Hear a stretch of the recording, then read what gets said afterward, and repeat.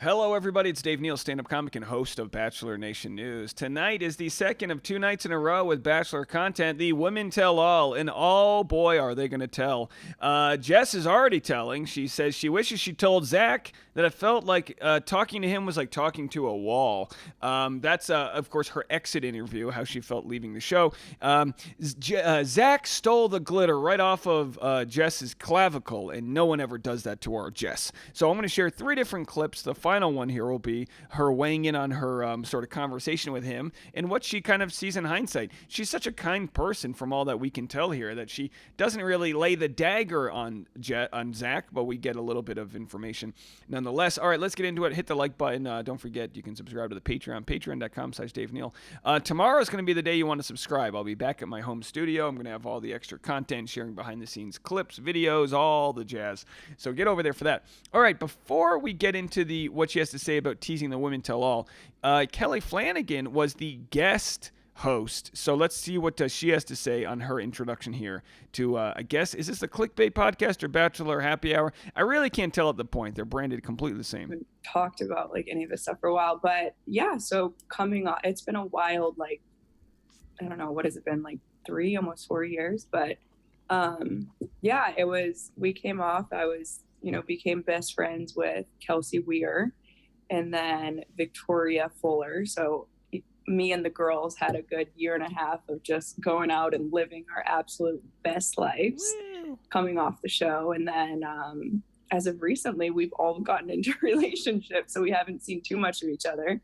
But, Kelsey is like my ultimate best friend, and I talk to her every single day on the phone, every single day. Where does Kelsey live? She lives in Nashville, but she's actually moving to Athens, Greece. Wow. So I'm like, Isn't she from heartbroken. Iowa? She's from Iowa. And I remember one of the first things on the show I said to her, she was like, yeah, I live in Iowa. And I was like, what are you doing in Iowa? And her and I still laugh about that. But yeah, she moved to Nashville, and then we would go up to Chicago a lot.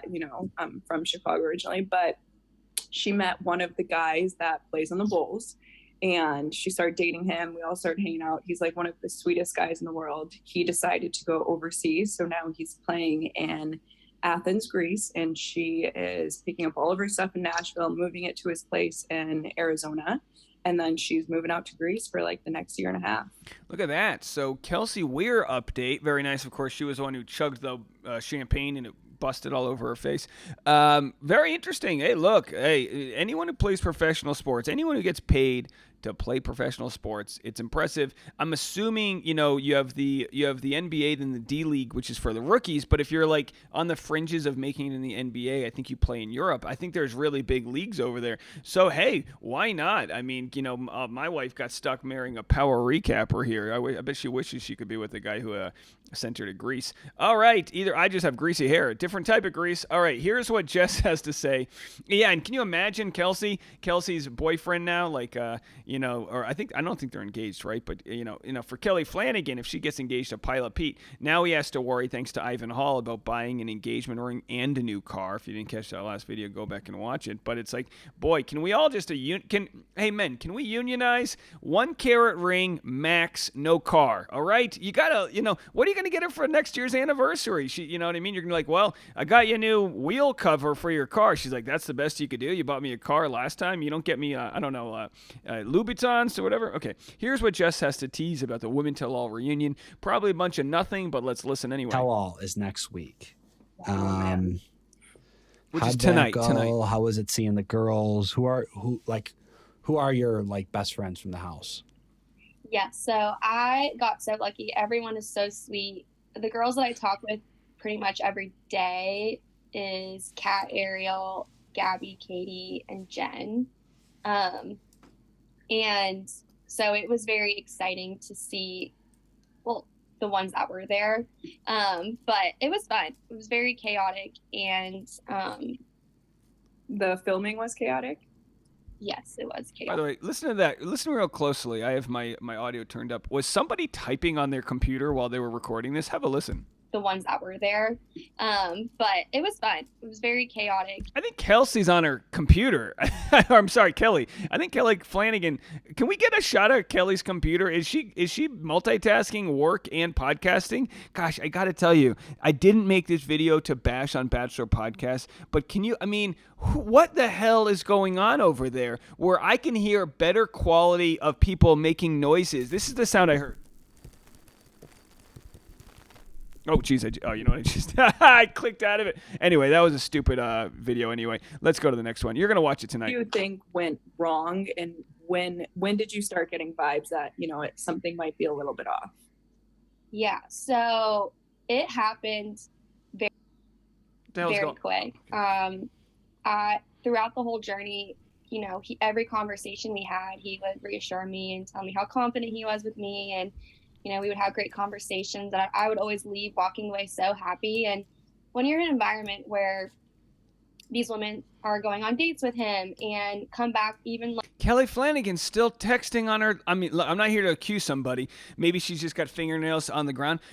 Somebody's either got their fingernails, and I'm sorry that this bothers me. This is like my brain can't handle it. I'm trying to listen to this conversation, and I'm like, are you sending out a work document? Like stronger in their relationship with him, and you're kind of just week by week like waiting for that feeling to be chosen and wanting that time with the man that you want to potentially get engaged to. It gets hard. And I would say going into Estonia, I was very hopeful that I was going to get that time with him.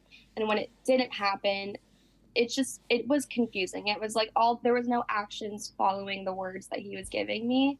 Wow. No actions following the words. Hey, look, I mean, you got to read people, you got to not just listen to what they're saying, but what they're, and of course she's referencing the fact that she didn't get a one-on-one date and 7 other women did. So clearly she wasn't even in the top 3, 4, 5, or 6. And watching that conversation was just as confusing as it was in the moment. But, I felt very misunderstood, and I was frustrated, and, watching like my exit, I wish that I used that verbiage with him. I feel like I could have explained myself better, but I was going to that conversation anxious and confused, and I wasn't able to like articulate myself the best way.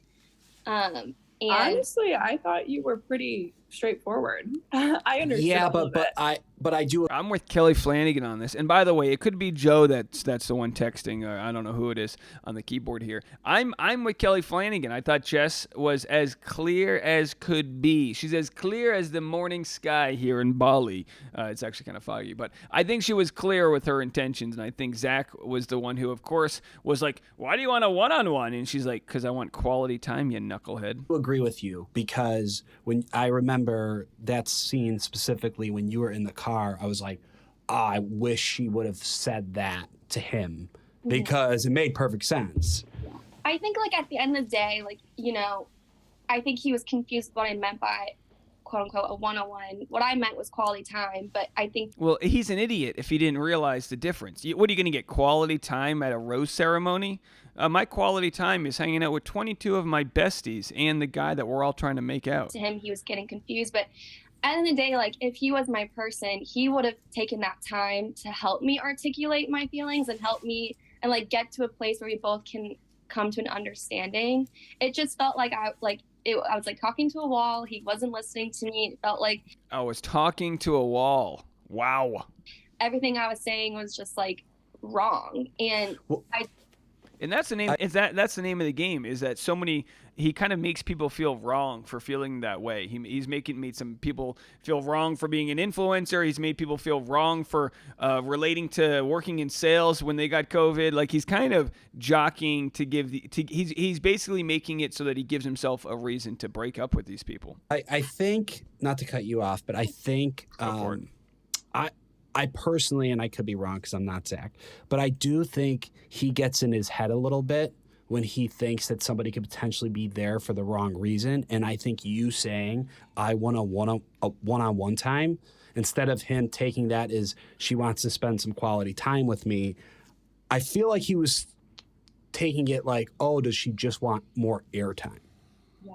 And who knows? I mean, I would hope that he knew my character by then to know that that wasn't the case. Like, I was always out of drama. Like, you know, throughout the season, like, I'm barely there because I was always, like, in the background, just, like, not getting involved. So I just hope, if that was the case, then that hurts. But I don't know. I think Jess, you know what I also noticed, which could be something, it could not be.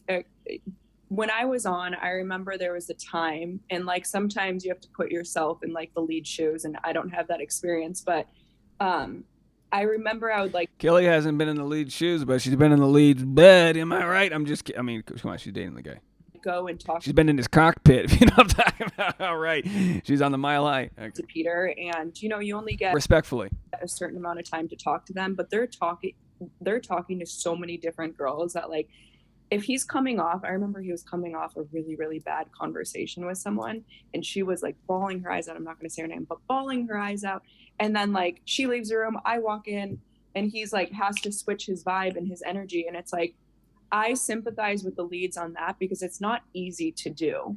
Like when you get into like a bad spot or an emotional spot and then just switching it for, you know, the next 5 minutes to then happy thoughts, like it's harder to what word am I looking for? It's harder to do that in your head than one may think. So, you know, whether you came at him and he was just already kind of like in a bad mood and he was like confused or tired or whatever it might be, like he could have just been like, just kind of had brain fog a little bit. And I wouldn't be like so stressed on being like, I wouldn't be too hard on yourself to be like the one-on-one and you really messed up. Like there's just so many different elements that go into this, and I wouldn't fault yourself if that's the case. Yeah, for sure. Jess, don't fault yourself. It was like talking to a wall. If you felt like it was like talking to a wall, you should have seen the fantasy suite.